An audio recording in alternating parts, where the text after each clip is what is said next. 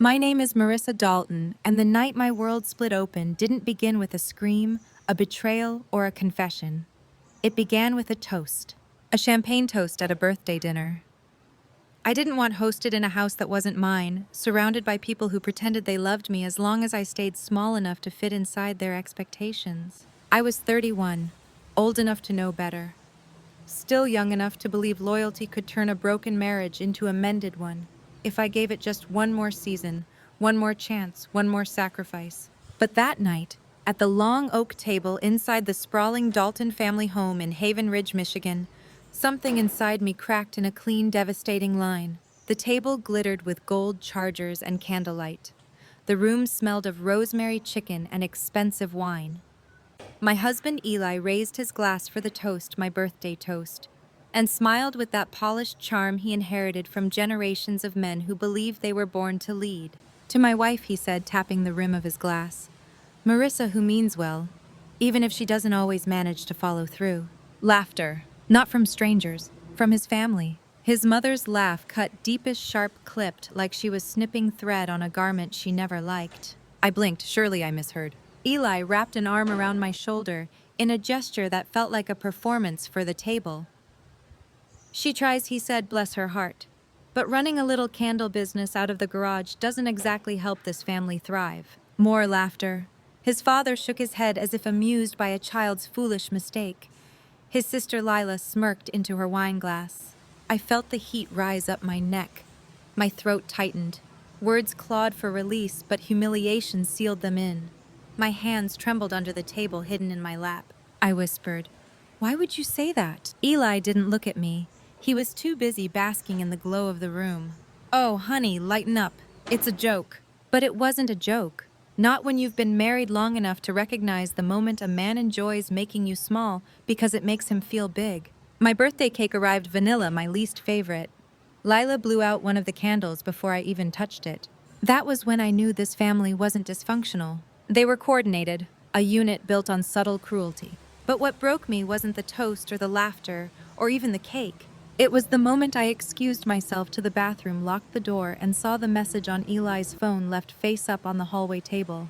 A preview of a text from a woman I didn't know.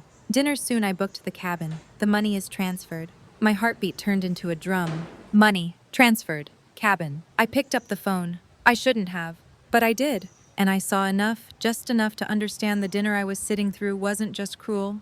It was strategic. There were transfers from my account. My name, my inheritance from my grandmother, the only thing left in my life untouched by Eli's influence. My vision blurred, my pulse roared in my ears. For a moment I couldn't move, couldn't breathe.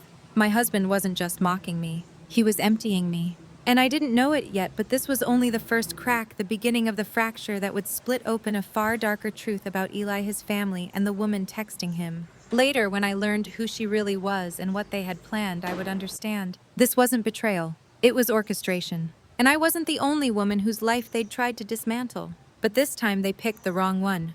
Because something awakened in me that night. Not rage, not grief. Something colder, sharper. A promise. A vow that I would burn down every lie they ever built. Even if I had to do it one name at a time. Even if I had to start with his. I didn't sleep that night. I lay awake on the far edge of our king-size bed, while Eli snored softly beside me, unaware that I had seen the messages, unaware that his timeline was shrinking by the hour. At sunrise, I slipped out of bed, made coffee, and sat at the kitchen island with my grandmother's old planner, the one thing I kept hidden from Eli. Its pages still smelled faintly of lavender and safety. I began listing every question clawing at my mind. What money was transferred? Where did it go? Who was the woman? Why a cabin? How long had this been happening? And the question that sickened me the most, was his family involved? I didn't have answers yet, but I had instincts. And my instincts told me Eli hadn't done this alone. He was too careless to orchestrate something this intricate, too impulsive, too eager for validation. He needed someone intelligent, someone organized, someone like the woman in his messages. At 7 o'clock, Eli finally stumbled into the kitchen. He kissed the top of my head casually, unaware of the volcano beneath my ribs. "You were quiet last night," he said. "Just tired," I lied. He smiled. "We have brunch at my parents' place later. Mom wants to talk business." The word business made my jaw clench. His mother, Celeste Dalton, liked to insert herself into every financial decision Eli made, including decisions that were supposed to be mine alone. I stirred my coffee. I have plans today. Eli raised an eyebrow. Since when? Since now. He didn't like that answer. I saw it in the way his shoulders tightened, the way his lips pressed into a thin, forced smile.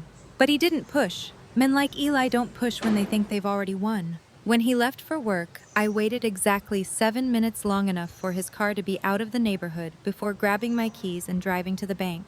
The teller recognized me. Morning, Mrs. Dalton. How can we help you today? I swallowed hard. I need to review all activity from my personal inheritance account. She typed quickly. Then her cheerful expression faltered. Oh, there have been several transfers recently. My stomach dropped. Show me. She pivoted the monitor and I saw numbers that twisted my vision. Multiple withdrawals, multiple transfers, each one large enough to make my hands shake. And the worst part, every transaction was digitally signed with my authorization. Except I didn't sign anything. I didn't approve these. The teller's eyes widened. Would you like to speak with the fraud department? My throat tightened. Yes, immediately. A private door opened moments later, and I was ushered into a small office where a representative named Catherine greeted me with calm authority. I showed her everything, my ID, my signature examples, the timeline of when I did and didn't access the account. She studied it all carefully. These signatures, she said slowly, they weren't pasted, they were traced. Traced, yes. This was done by someone who had access to your signature samples and enough skill to imitate them. My heart pounded. Do you know who might have access? Catherine asked. I did. Too many people, actually. Eli, his mother, his father, his sister who once helped me with paperwork, and whoever the mystery woman was. Catherine lowered her voice. Mrs. Dalton, I need to be honest. This doesn't look like amateur fraud. Whoever did this used an intermediary account to hide the destination. My breath caught. Meaning someone worked very hard to cover their tracks. I leaned forward. Can you trace the money? Yes, she said, but it may take time. Time was something I didn't have. Because if Eli knew I had seen the transfers, he would escalate. Men like Eli always escalate. Before leaving, I placed a freeze on the account and requested full documentation. Then as I walked to my car, I saw something that made my pulse stutter. A woman standing across the parking lot beside a black SUV. Tall, dark hair, red scarf. She was watching me. No studying me. The moment our eyes met, she turned away and got into the SUV. But not before I saw her face clearly and recognized it. Not because I knew her personally, but because I had seen her picture last night in Eli's messages. Her name, according to one of the texts, was Camille Rowan. And whatever she had taken from me wasn't just money. It was leverage. Camille Rowan didn't just disappear after the bank. She followed me. Not obviously, not sloppily, but enough that I felt the pressure of her presence like a weight between my shoulder blades. She stayed 3 cars behind me, turned when I turned, slowed when I slowed. I wasn't paranoid. I was being tracked. I pulled into a coffee shop, the kind of place where retirees gather to read the morning paper and pretend they aren't listening to everyone else's conversations. I hurried inside and took a seat by the window where I could see the SUV. Camille didn't enter, but she didn't leave either. She was waiting. For what? For whom? I ordered tea because my hands were shaking too much for coffee and pulled out my planner again. I circled names, Eli, Celeste, Lila, Camille, and then I added a new word beneath them. Why? Why involve Camille at all? If Eli wanted to drain my account, he could have done it quietly, secretly, without inviting someone else into the scandal. Unless it wasn't Eli's plan. Unless it was part of something bigger. A network, a pattern, a machine. When I stepped back outside, the SUV was gone. But something told me this wasn't over. I drove home and spent the afternoon digging through old emails, family documents, and Eli's financial history. Not to spy, but to understand the pattern I felt in my bones. What I found made my blood run cold. Eli's family specifically. His mother Celeste had been involved in 3 prior family disputes, each ending with the outsider spouse leaving with significantly less than they were entitled to. 3 spouses, 3 financial disputes, 3 mysteriously missing assets, and now I was the 4th. I stared at the documents stunned. This wasn't dysfunction. This was tradition. A generational blueprint wrapped in civility, hiding behind wealth executed with precision. Every Dalton marriage had a story. Every Dalton divorce had a casualty, and almost every casualty was a woman. A woman who came in trusting and left with nothing. I was next, unless I burned the blueprint. At 6 o'clock, I finally confronted Eli. He stood in the doorway of our bedroom, loosening his tie, pretending to look tired from a noble day's work. I saw the transfers, I said calmly. His hands froze. Slowly he turned. What transfers? My inheritance, the money my grandmother left me. I watched his throat tighten. Marissa, he said, choosing a gentle tone. You must be confused. Don't lie to me. His expression darkened, not guilty, but offended. That was Eli's fatal flaw, arrogance disguised as concern. Marissa, he repeated, this is exactly why we should handle finances as a team. You panic. You misunderstand. I know about Camille. He went still, not frozen from fear, frozen from calculation. How much do you think you know? He asked quietly. Enough. Too much. Not enough. All at once. Why is she following me? I demanded. She's not, he said sharply. Then explain the texts. Explain the transfers. Explain why your mother has 3 sealed settlements in her financial history with other wives who mysteriously lost assets during their marriages. For the first time since I'd met him, Eli looked genuinely rattled. You went through my family's records. They were public. That wasn't your place. You stole from me. His jaw flexed. Watch your tone. No, I whispered. You watch yours. Silence fell between us, thick, electric, dangerous. Then he smiled. But it wasn't a kind smile. It was a warning. Marissa, he said softly. You have no idea what you're stepping into. Yes, I replied, I do. Because in that moment I understood the truth. The Daltons weren't just a wealthy family. They were a machine built for extraction. And I was the next extraction target. But they had made one fatal mistake. They underestimated the quiet woman at their table, the one who spent years shrinking so they could shine. They forgot. Quiet women don't stay quiet forever. I didn't go to work the next morning. I didn't check emails, didn't make candles, didn't pretend to function. I sat at my kitchen table with a cup of chamomile tea, staring at the steam rising like a signal from a battlefield. Someone once told me that when people betray you long enough, your body learns to recognize danger before your mind does. My hands were shaking, not from panic, from clarity. By 9 o'clock, I had my laptop open and a list of divorce attorneys in the Haven Ridge area pulled up. Most had glowing reviews, but one name kept appearing in forums written by women who survived financial abuse. Attorney Harper Lane, known locally as the woman who doesn't blink. Her office was 20 minutes away. I didn't make an appointment, I simply drove. When I walked in, Harper looked up from a stack of files with the kind of calm that comes from seeing the worst of people and not flinching. She gestured to a seat. What's your husband done? Not did he do something, but what? As if men like Eli always did. I handed her a copy of the bank documents. She skimmed them with an efficiency that bordered on surgical precision. How much does he know you know? She asked. Not everything, but enough. She nodded. Good. The less he knows, the more we can control the narrative. Control the narrative. A concept Eli's family had weaponized for years. What about Camille Rowan? I asked. She's involved somehow. Harper paused. Rowan, that name rings a bell. She typed rapidly into her computer. A moment later, her eyebrows lifted. There it is. Camille worked for a private financial firm in Detroit 3 years ago.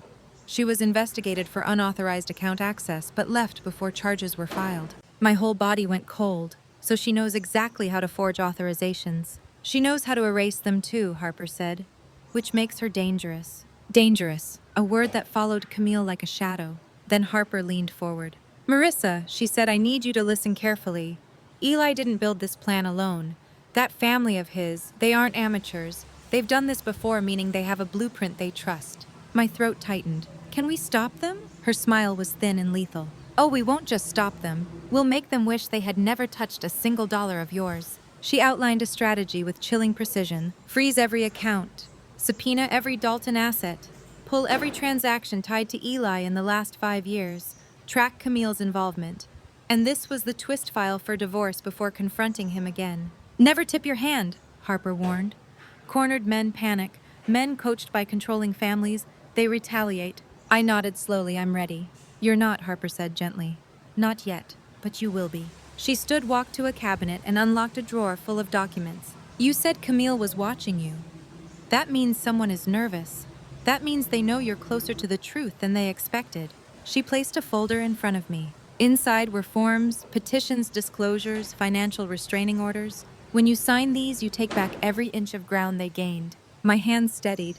I signed, and something shifted. For the first time in my marriage, I wasn't reacting. I was acting. On the drive home, the sky hung heavy with low gray clouds, the kind that look like they're deciding whether to rain. I didn't care. I felt a quiet storm building inside me, one that matched the sky, one I'd spent too many years suppressing. When I pulled into my driveway, a man stood near my mailbox. Tall, wearing a baseball cap, hands in his pockets. He turned when he heard my car. I froze. He smiled faintly. Then he said, "You're making this more complicated than it needs to be." Before I could speak, he walked away, climbed into a silver sedan, and drove off without a glance back. I stood in my driveway, breath unsteady. He didn't say his name, but I knew what he was. A message, a warning, a reminder that the Daltons had eyes everywhere. But they had something wrong. I wasn't afraid anymore. They should have followed me before I hired Harper Lane, because now Harper told me to act normal. Normal meant brunch with Eli's family the next day. A fresh circle of hell.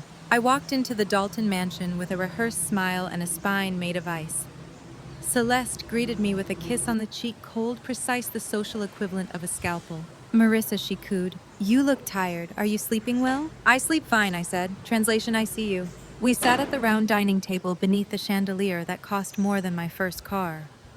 Eli served himself eggs, casually brushing his arm against mine like we were still a couple choosing paint colors for a nursery. I wondered if he was trying to reassure me or keep me quiet. Then someone unexpected joined the table. Eli's older brother, Grant Dalton. Grant rarely attended family gatherings. He preferred to run his real estate company from Aspen, far from Dalton politics. He was taller than Eli, broader, less polished. A man who spoke little and missed even less.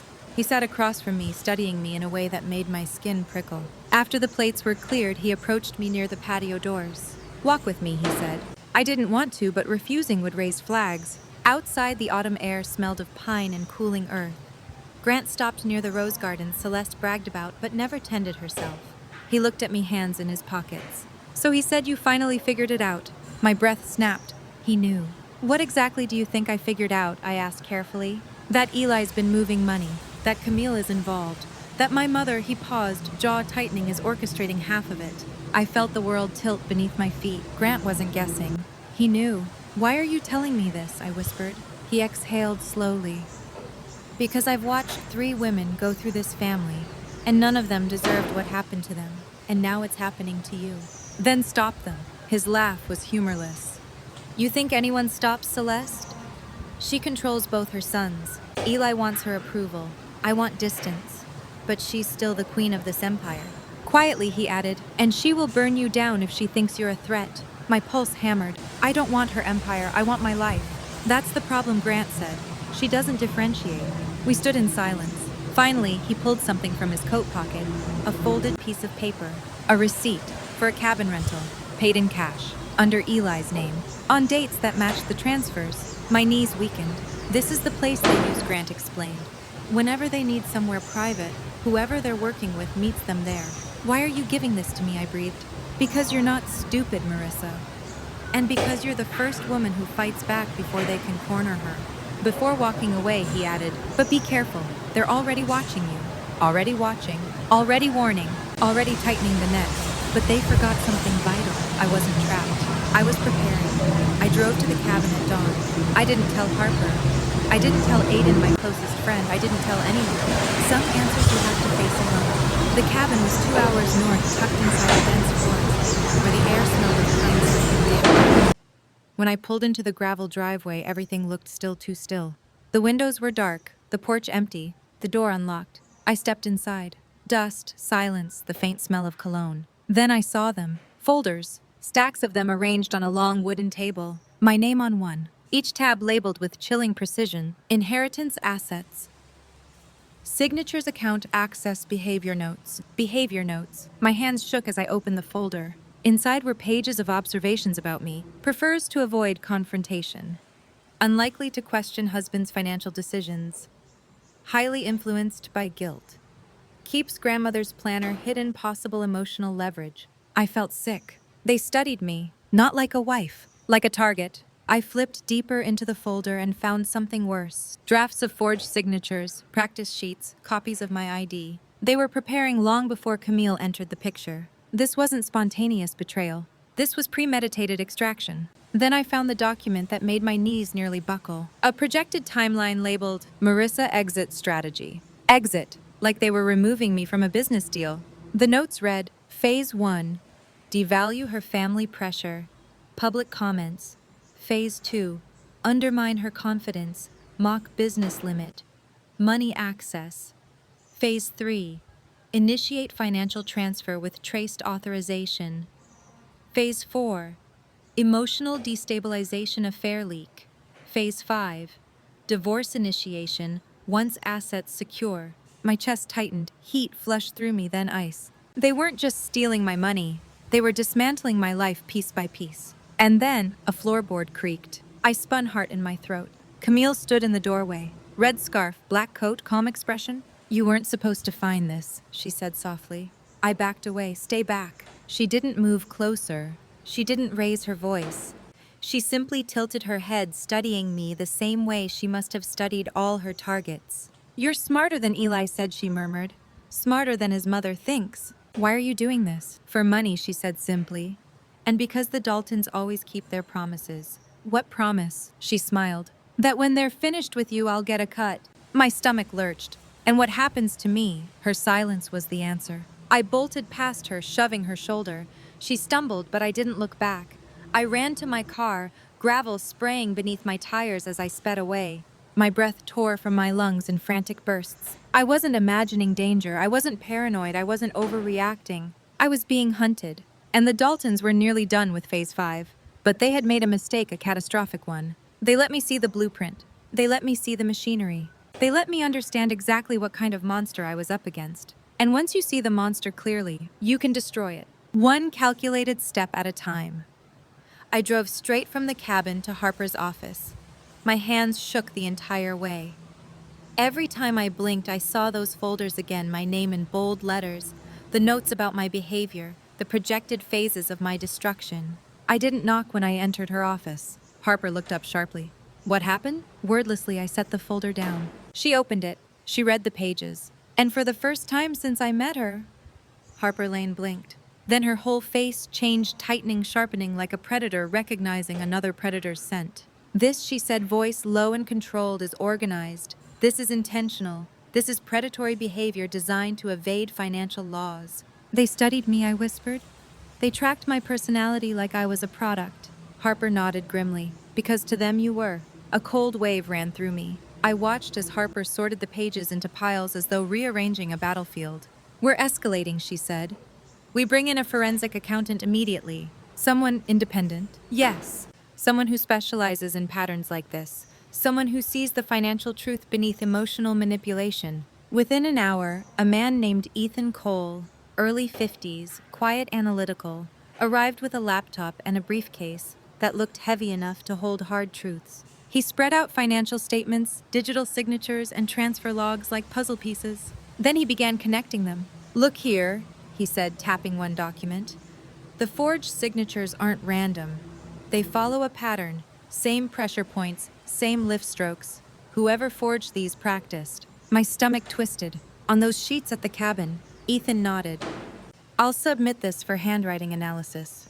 But the digital footprints are even more damning. He turned his laptop to show us. Every transfer was executed through an encrypted portal. That requires two things: access to your signature file and access to your device or your passwords. My passwords were private, I said. Harper gave me a long, steady look. Unless someone installed something on your phone or laptop. My heart dropped. Eli. He updated my apps often, installed security patches, took my phone to fix glitches. Ethan wasn't done. There's more. Some transfers were routed through a holding account under the name R. Dalton. R, I repeated. There's no R in Eli's immediate family. There is, Harper murmured. I froze. Celeste's maiden name, Rowan. Camille's surname wasn't coincidental after all. They were working together, I said. Long before I knew she even existed. Harper exhaled slowly. This isn't just marital betrayal, this is collusion. Ethan pointed to the screen again. And this here is the most interesting part. One of the intermediary accounts received deposits much earlier, years earlier. Whose? I breathed. He clicked open a document. My blood turned to ice. The name on the account was Lila Dalton, Eli's sister. The sweet one, the harmless one. The one who hugged me at family dinners and acted like she adored me. The one who handed me documents when Eli was too busy. She was part of it. Ethan continued. These deposits indicate long-term involvement. She wasn't just aware, she was benefiting. I felt something inside me crumble and something else rise in its place, a resolve made of steel. They tried to erase me, I whispered. Financially, psychologically, socially, and legally, Harper added. But now the tables turn. Ethan leaned back. If we play this right, they won't just lose the money they took. They'll face charges, fraud, conspiracy, unauthorized access, identity misuse. Harper closed the folder with a quiet finality. Marissa, she said, this is the moment most women crack. You didn't.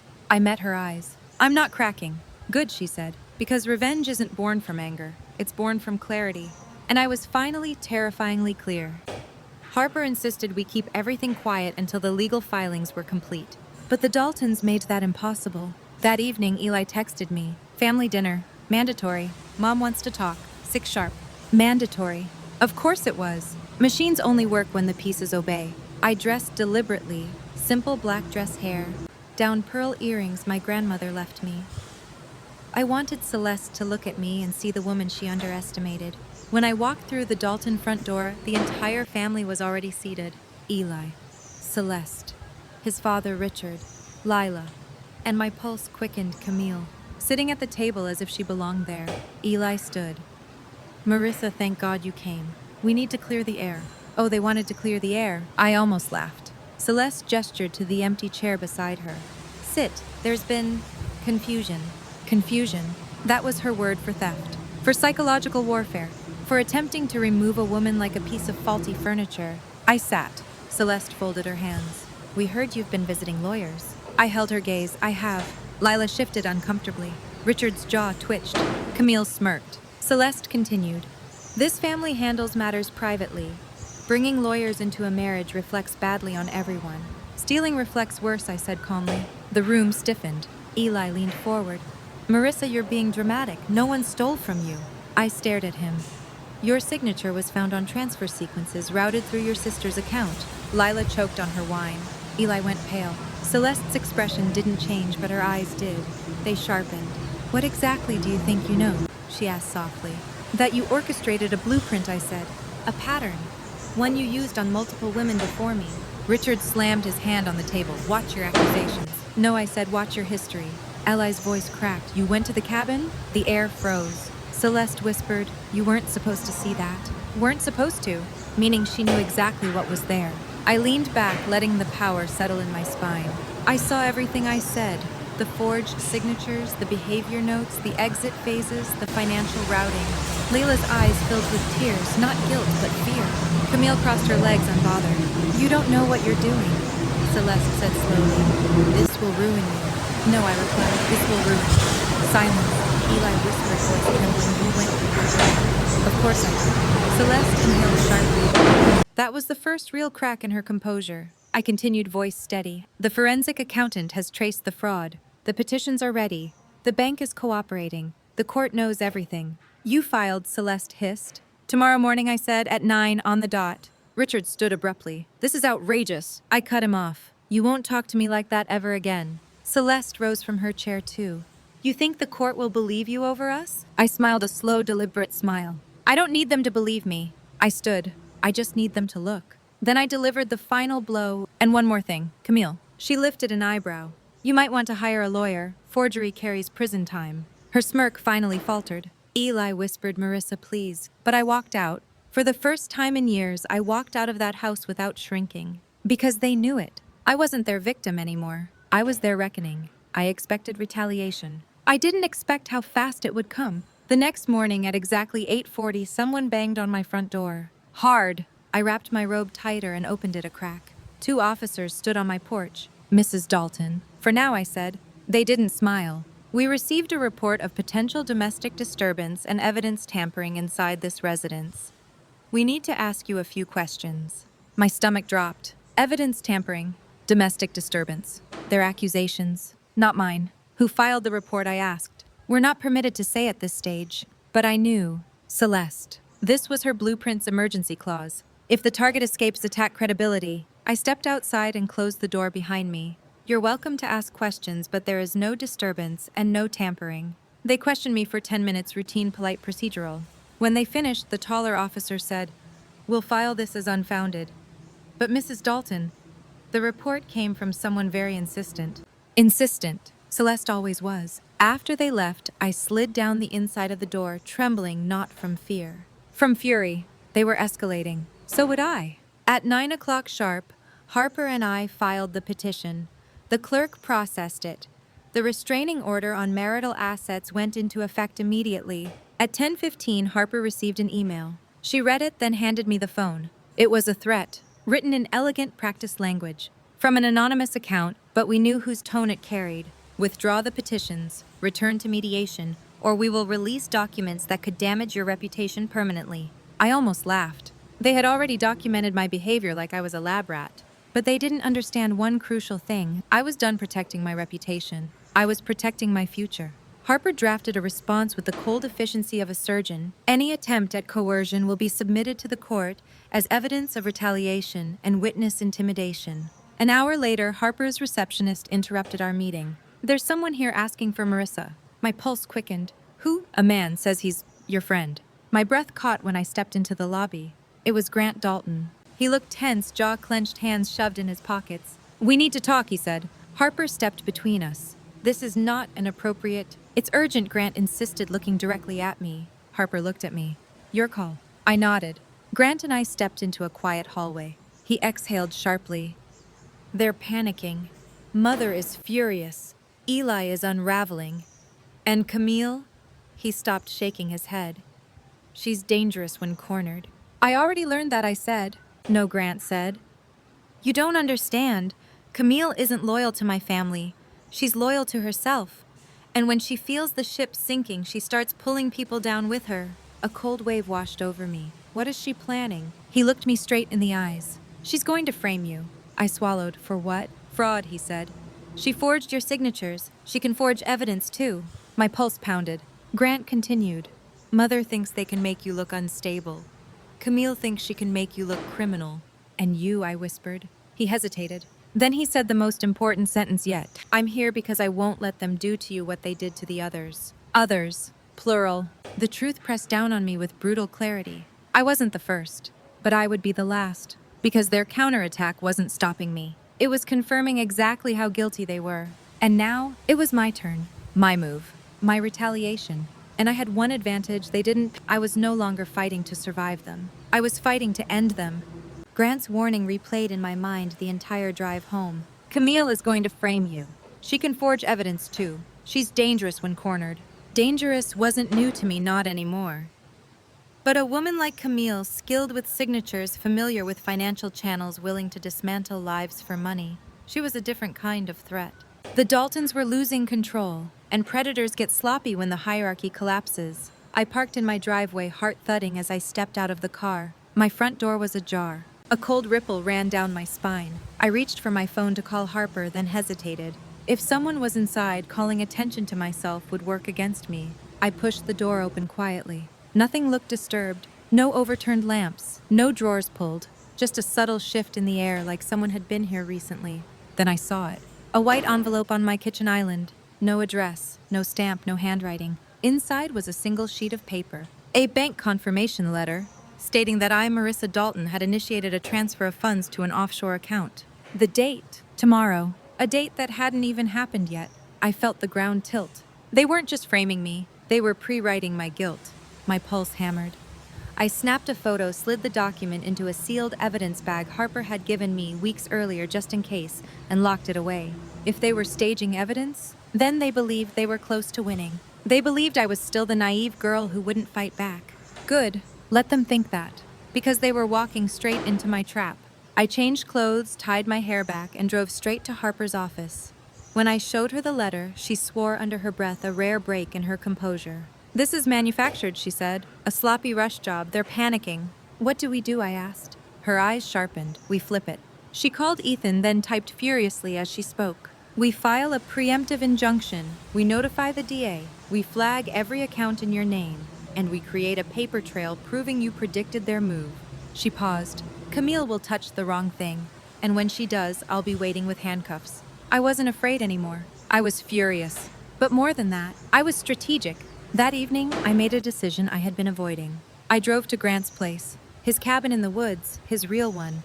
Not the Dalton extraction site was modest, warm, and smelled faintly of cedar. He opened the door before I even knocked twice. "You shouldn't be alone," he said.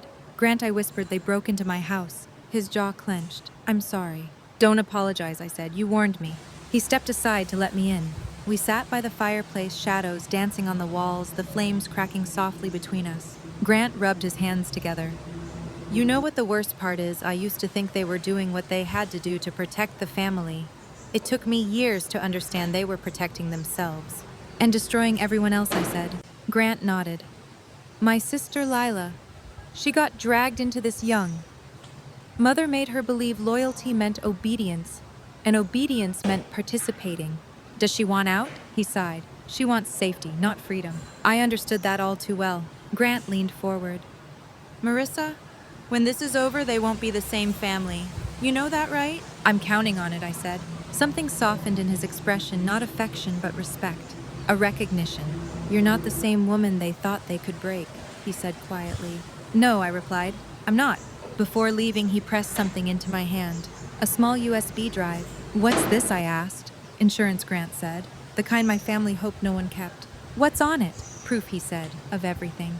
As I drove home that night, I felt something shift. The machine that had hunted me was turning on itself, and I was the one who set the gears in motion. I didn't sleep. At sunrise, I drove straight to Harper's office with the USB in my pocket. Harper and Ethan were already there, alert, caffeinated, and ready. I handed them the drive. "We'll run diagnostics first," Ethan said. "Check for malware or trackers." 5 minutes later, he spoke again. "It's clean. Opening the files now." The screen lit up with folders, dozens of them, each labeled with a name. 3 names I recognized immediately: Anna Whitmore, Jenny Rourke, Melanie Klein, the Dalton ex-wives. Harper clicked on Anna's file. My stomach turned. Inside were documents detailing the same patterns I saw in the cabin: behavior analysis, financial siphoning, identity signature practice, psychological pressure timeline, exit strategy, a blueprint, repeated, refined, perfected.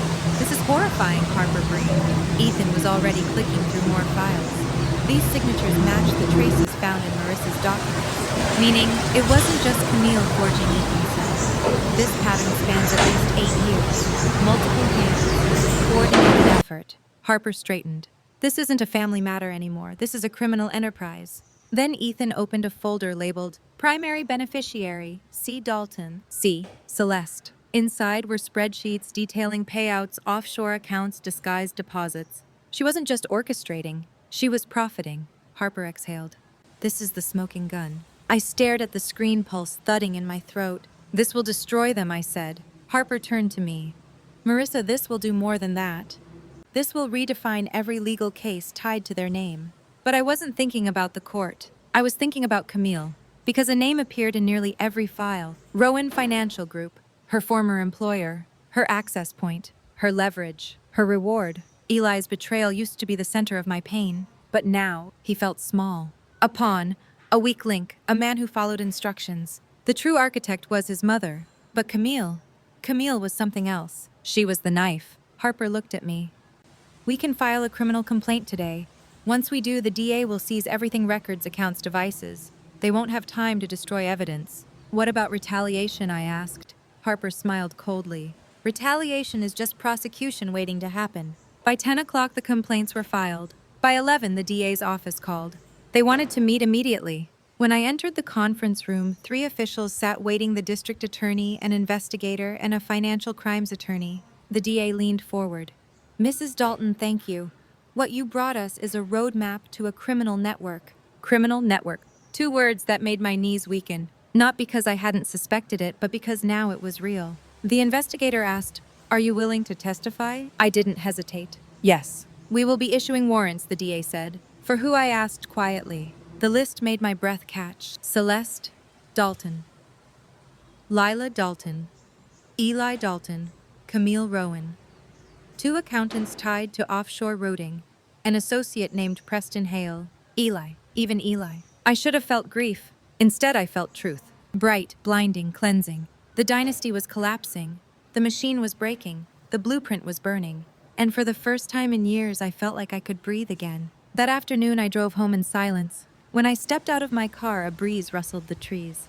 The world felt lighter. Until a shadow moved beside my porch. Camille stepped into view, alone, unsmiling, and furious I didn't move. Camille stood 6 feet away, red scarf blowing in the wind, dark eyes trained on me with a mixture of anger and something far more dangerous, desperation. So she said softly, "You think you've won?" I didn't speak. I didn't step back either. "You were supposed to break," she continued. "You were supposed to crumble like the others. But you don't know when to stop." "No," I said. "I finally learned when to start." Her smile was thin, hateful. "Let me guess. Harper Lane. She thinks she can protect you. She already did." Camille stepped closer. "You really think the DA will bring charges against a family as powerful as the Daltons against me?" "They already have the evidence," I said. "All of it." Camille's eyes narrowed. "Grant gave you something, didn't he?" I didn't answer. She scoffed. "That coward, he would rather burn his family down than confront his mother." "You should leave," I said quietly. "The more you talk, the deeper you bury yourself." "Oh, Marissa," she whispered, "I'm not here to bury myself." Her hand slipped into her coat pocket. My chest tightened, but she didn't pull out a weapon. She pulled out a small flash drive. She held it up between 2 fingers. "This contains your confession." "I never confessed to anything." "You will," she said, "one way or another." My heart thudded. "The DA already knows you forged signatures." "Maybe," she said, "but proving it, that's another matter." She stepped onto the first porch step. I didn't move. "You're walking into fire, Camille," I warned. "And you're walking into ruin," she replied, "unless you back down now." It was the wrong thing to say, because behind her at the edge of my yard a black SUV pulled up. 2 unmarked cars behind it. She didn't see them, but I did. I felt the air shift the moment before justice arrives. The SUV door opened. A D investigator stepped out. "Camille Rowan," he announced, "you're under arrest for fraud, conspiracy, and identity manipulation." Camille spun eyes wide. What, she spat? No, you don't understand." The investigator continued, "You have the right to remain silent." She backed away toward me. "Did you do this? Did you set me up?" "No," I said softly. "You set yourself up. I just stopped protecting you." 2 officers grabbed her arms. She thrashed, screamed, cursed. But the machine she depended on was gone. The Daltons couldn't save her. Celeste was being served a warrant at that exact moment. Eli, too. Lila as well. One by one, the dynasty fell. The blueprint ended. When they placed Camille into the back of the SUV, she looked at me, raw hatred in her eyes. "This isn't over." "Yes," I said, "it is." The car door closed. Silence settled around me, warm and astonishing. I stood alone on my porch, watching the cars disappear, feeling the weight lift from my chest. It wasn't triumph. It wasn't vengeance. It was something deeper, a reclamation, a return to myself. In the weeks that followed, the Dalton empire cracked open publicly. Headlines spread, investigations expanded, victims came forward. One by one, truth replaced fear. My divorce finalized swiftly. I kept my inheritance, I kept my home, I kept my dignity. And for the first time since marrying into the Dalton family, I kept my peace. Grant and I remained friends, unlikely allies forged in the fire of shared truth. Sometimes he visited, bringing coffee and quiet conversation. He apologized for what his family had done. I forgave him, because forgiveness is for the living, not the guilty. And as for me, I started over. A new business, a new chapter, a new life. Sometimes when I pour candles late at night, I think about how close I came to losing everything. But then I remember, I didn't lose. I learned, and I reclaimed. If you're listening to this story now, wondering if you're trapped, wondering if you're small, wondering if you can ever rise again, you can. Because the moment you stop shrinking is the moment your life begins again. Thank you for staying with me through this journey. If you want more stories like this, stories of truth, of survival, of revenge, like, comment, and subscribe. There's always another story, and sometimes it starts the moment something breaks.